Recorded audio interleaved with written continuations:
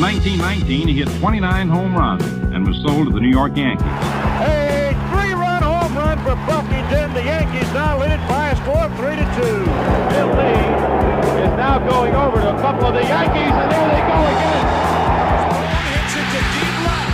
That might send the Yankees to the World Series.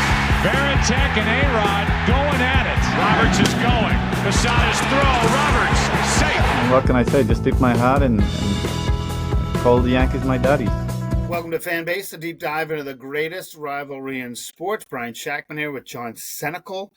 We are recording heading into Monday night's games where the Yankees are off. The Red Sox playing Baltimore in advance of a big weekend series between the Red Sox and the Yankees. First 4 of 7 remaining for the two teams. The rundown for today's show, we'll do a quick team update. We'll talk a little bit of Little League World Series, a little bit of realignment that was floated today for some reason. And then we'll talk about John's vacation in Aruba. You must be feeling a little bit better this week, my friend. Yeah, I mean, it was good. You know, it's like any other vacation, though. When you're traveling, especially out of the country, you have to get a vacation from a vacation. But when you're in the islands, it's always a lot more relaxing. I wasn't even talking about that.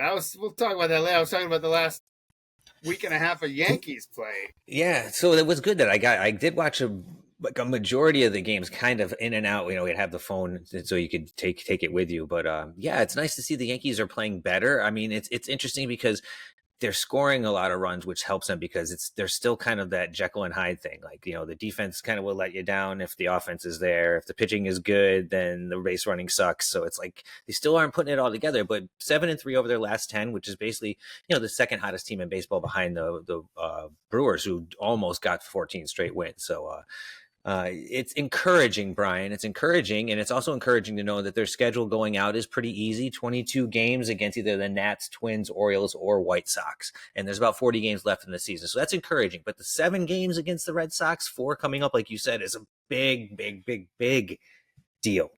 I mean, the thing is that based on where we were in, I don't know, May or June, all I asked for is them to be competitive. So the Red Sox, I'm fine with. The problem is that any of these teams, Seattle, Boston, or New York, if they lose 3 straight, they could be completely out of the wild card.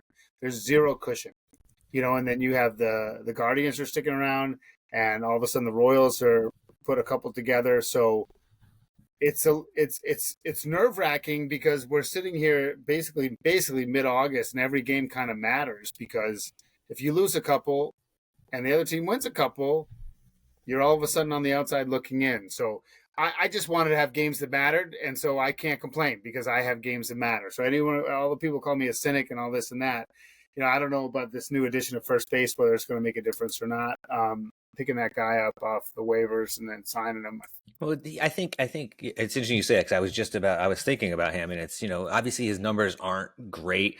I think he was formerly with Texas, right? And then he wound up with the Nats. So he's still young, 29, and this is the kind of guy that I think if he does get on a good team, he might actually have a spark because he did have potential in the past. So we'll see. Not a great batting average this year. A lot of strikeouts, but he always strikes out. So maybe a switch leagues and switch to the Red Sox into a winning team might help him. But yeah, we're TBD. talking about Nathaniel Lowe, big guy. They've had good sort of platoon production, but surprisingly, after Casas went down, it's a guy who, I don't know, I guess a couple of years ago hit 27 home runs for Texas, and left-handed bat, so that helps. So we'll see. I mean, listen, any major league legitimate depth is fine, but we got relevant games. This weekend's going to be great in New York, and I think that weather, hopefully it cooperates, we'll have some big crowds and some intense games. It should be a lot of fun. I think it'll be really interesting to see like a Roman Anthony and the young guys, how they respond to 50,000 in the stands that isn't at home.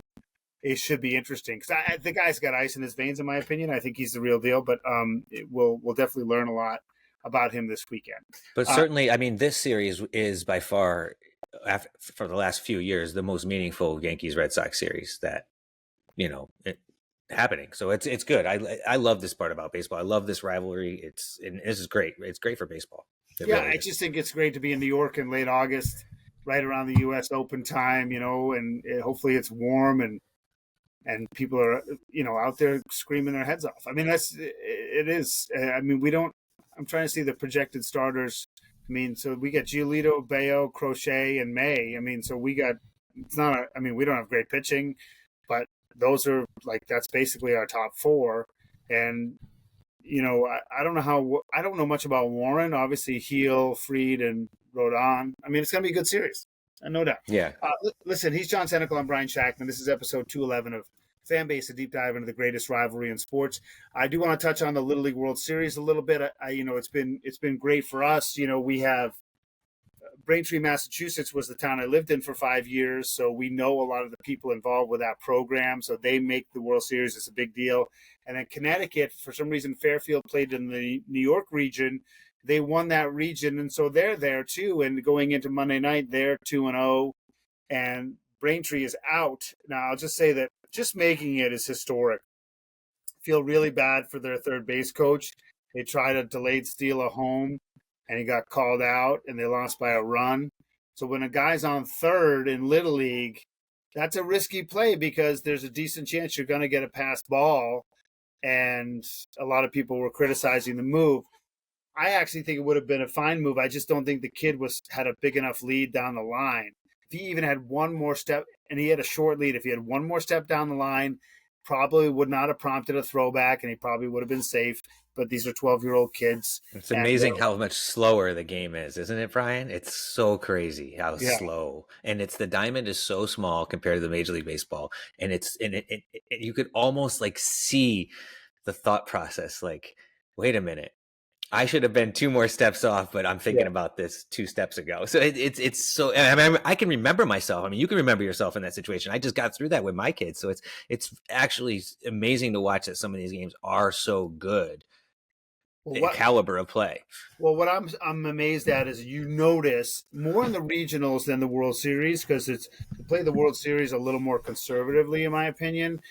But you can tell just by watching a few of these games which teams coach everything, and the kids have baseball instincts.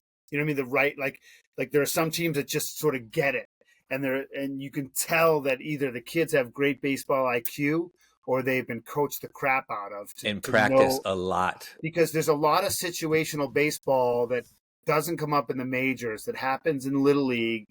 And some of these teams, and Braintree was very good at it before that point, just knowing what to do and when can be the difference between winning and losing. And that's almost virtually impossible to teach at that level. It is so hard to teach at that level because the concentration is usually not there, even with all-stars. The speed we talked about, and just at that level, just the pressure. Exactly. Yeah. So it's amazing that these kids do what they do. So, and then Connecticut, as we speak, Connecticut Fairfield, which is the metro region, will be playing South Dakota, which I'm not sure if that's the mountain region or Northwest region. No, it's definitely not Northwest, but it's somewhere out there, South Dakota, they'll be playing. And if Connecticut wins, they're one more win away from the U.S. championship game. So 2 wins away. Yeah. And what is it? They have to. It's double elimination, so you got to lose twice to get bounced. So they exactly. They have. With every win they have, it increases their odds by quite a bit.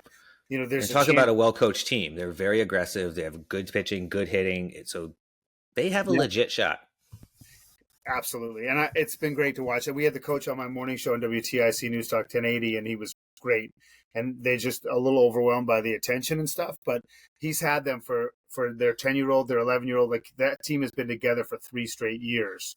What did he say about how the kids handle the pressure? Did you talk about that? Well, the one thing we talked about was he's always trying to strike the balance between letting them stay boys and then getting serious. So, he was talking about how they were in the same hotel as Braintree when they were playing in Bristol or whatever. And they said they let them go play, make buddies, mess around in the hallways. And then when it came time to be serious, snap to attention. And I think that, honestly, if you want me to extrapolate a little bit, I've covered several Olympics. And I find that, I remember the women's hockey team coached by Katie Stone, who's from Connecticut. She was a Harvard coach at the time. And in the Sochi games in 2014, they didn't have any fun. Team USA, no fun. And the whole mantra from the coach, and I don't blame her, this is just her approach, was we'll have fun when we win gold. But then they don't win gold, and then they don't have fun, and then they feel like double losers. And I think, like, my only point is I think in those situations, these kind of intense tournament style, you have to let kids decompress. You can't have your foot on the gas, whether they're 12 or 24. It's the same thing. And I think there's got to be his point was, you got to let them have a little fun. And if you don't let them have a little fun, enjoy the moment, then I think they might hold on too tight. So he was talking about how they were all jacked up to get free stuff from Rawlings and Adidas and all this stuff. And it's really cute. So I think he had the right perspective. And I think that was the key takeaway was if you don't let them have a little fun on the way, then what's the point, you know? He's John Senecal. I'm Brian Jackman. This is episode 211 of Fanbase, a deep dive into the greatest rivalry in sports. We are transitioning to a bunch of information that came out on Monday. There's been a lot of talk about expansion. They say Nashville, maybe Salt Lake City. That would get, if that happened, it'd be 32 teams, which is a pretty good number. But I guess if you're going to have divisions, it's going to be some lopsidedness, I guess. But the thing that came out was comments from Rob Manfred about possible realignment and to have it more focused on geographical sensibility, right? You obviously have East, Central, and West now, but they might even do it more. And almost think like a Little League model, right? What we're watching in Little League, you have the Great Lakes region, the Central region, the Southwest region, the Northwest region, Mid Atlantic region. Does that mean you double up with interleague play with the NL East? Well, I think it's more meaning like they're just going to try to group the teams, obviously based on geography, and then you would just play basically more games on the east side of the country but does that than mean you would on Mets, the west. Does that mean the Mets, the Sox, and the Phillies and the Yankees are going to be in the same division? Yeah, I don't think you'd have like an American and National League like per se. You could call it that, but it would just be more of like 32 teams, and there'd be one side and another side, and then you take the top, I guess, maybe from each. If you had 8 full divisions or whatever regions, you take one from each region. Right. Okay, but you still have to have divisions, right? You still have to. But you have to have some form of that, but you can't do that until you get to 32. And that's the big thing. You need to get those extra 2 teams. You can't do it with 30 because you're going to have 15 and 15. Then you can't shrink that down. You're going to have an odd number. Wait, what would you do if it was 32? You could do 4 divisions of 8, right? So you'd have 2 ALs and 2 NLs. Or you could do 8 divisions of 4. You could do 8 divisions of 4. Well, then your playoffs would have to expand. So you could do like a Northeast, like the Mets, Phillies, Red Sox, Yankees could be one. You could do like a Great Lakes region. We could be like, I'm looking on here, like Blue Jays, Guardians, Pirates, Tigers. Here's why. You could throw the Brewers in that maybe. Yep. But here's why that's a terrible idea. You're gonna have all the best. Take out. Listen, San Diego's become a real baseball town. I really was impressed with their crowd and the way the ownership's trying to win or whatever. But you have LA, Texas. I mean, people like Detroit and Cleveland, they want to win, but they don't play like big market baseball, right? I think if you had the Mets, Yankees, first of all, Mets, Yankees in the same division would be kind of great. But if you had Mets, Yankees, Phillies, and Red Sox in one division, that'd be horrible for baseball because it'd be hard to win for sure. It'd be crazy. And it would have literally your best markets beating each other up. I understand from a travel standpoint. And his point was, if you got a 10 o'clock window, you want your West Coast teams always the teams playing. But to me, that's not worth disrupting everything. And I'm telling you, you can't have Philly, New York, and Boston are 3 of the top 5 baseball markets in the country. I don't care what you say. You can throw in Chicago, you can throw in LA, but that's it. Everyone else can be good, and you can make your arguments about Seattle and blah, blah, blah. But when Detroit sucks, they got 8,000 fans, and as good as it's going now, that's the truth. So I think it's a bad idea if you lump those teams together. I think it might be just more of a smoke and mirrors thing to get the 2 teams to 2 extra teams, and just it won't be so much that you're playing each other a lot. It might just be a way to say that you're in that region, say the Northeast, but you're still so close to the Great Lakes, which would be Blue Jays, Guardians, even the Midwest region. So you would play all those teams an equal number of times. You just wouldn't get on the other side as much, I think, of the country. Right. So it's going to be an interesting thing to figure out, but I almost feel like it's Manfred's way to like I guess, like juice up the pot or kind of smoke and mirror it. That way he can get his 2 teams, because he says he wants to do it before he retires in 2029. And that's not far away at all. That is not far away. It'll probably be before the Rays get a new stadium. So, I mean, that also is a big deal here, Brian, because if the Rays don't figure their thing out and the A's don't figure their thing out, which I think they just broke ground in Las Vegas, none of this is going to happen. So they have to get those stadiums under control. He's John Tentacle. I'm Brian Shackman. This is Fan Base, a deep dive into the greatest rivalry in sports. So you just went to Aruba. Aruba. Nice vacation. Aruba.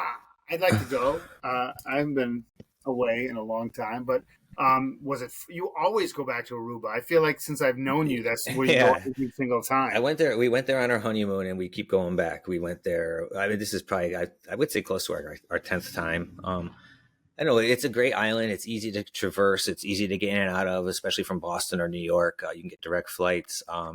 It's very easy to transition your currency. Like you can use the American dollar, which also leads to a lot of interesting transactions. But it's a great country to go to. They know where their bread is buttered. You know what I mean? They cater to the American tourist. You stay in? No. The only time we did all inclusive was when we went on our honeymoon. Ever since then, I mean, we own a timeshare, so we go and just use it wherever. So that's basically how we do it, and so then we just go out. Or just go out to eat. Constantly? We usually eat breakfast and lunch, like either in the room or something, and then we go out to dinner. But I mean, it's super expensive. I mean, you're not going out to dinner under $200 for 4 people. It's just not. It's even more expensive than that. You letting Jackson drink? Yeah, they actually, it's 18 or over. So he was there with my nephew. We took him along. He's graduating college this year. So we took our other nephew when he graduated, as a gift, and they went on their booze cruises with us, and they went out drinking with Jackson. Had some of his friends actually were down there from Fairfield University at the same time, so they met up with them. But they're college kids, so they're going to do it anyways. But yeah, it's interesting to see your kid like that. But it wasn't like he was out of control or anything. Well, tell me about it. You're still the local, so you said they know where their bread's buttered, but they still take advantage of it. No, it's great. It's so funny, right? So as soon as you get there, right, you got to get a rental car if you're going to have a rental car. So I rented from Dollar Rental Car. We've always get rental car there. It's never an issue really. But as soon as you get there, the lady's like, "Oh, it's like $360 something for the week," and I'm like, "Really?" I'm like, the Travelocity receipt on my phone, it says it's like $328, right? She's like, "Oh, I don't know where you're getting those numbers from," and I'm like, "Well,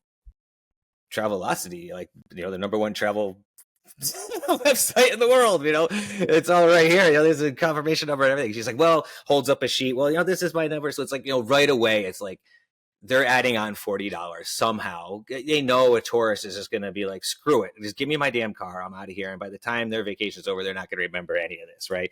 So right away, you're getting kind of jacked up there. So you deal with it, you roll with it. I think the other funny thing was we went to, usually you don't have to pay to park anywhere down there. You kind of just do it, right? You kind of just figure it out. You park somewhere. But we went downtown, like to go grab something one night. We kind of had a park, and when we were leaving, we went on a cruise, a sunset cruise. And when we were leaving, the guy's standing at the kiosk, right? And he's like, "Oh, give me a ticket. It's not scanning good. And it comes up, it's like $12. And he's like, cash only, $12.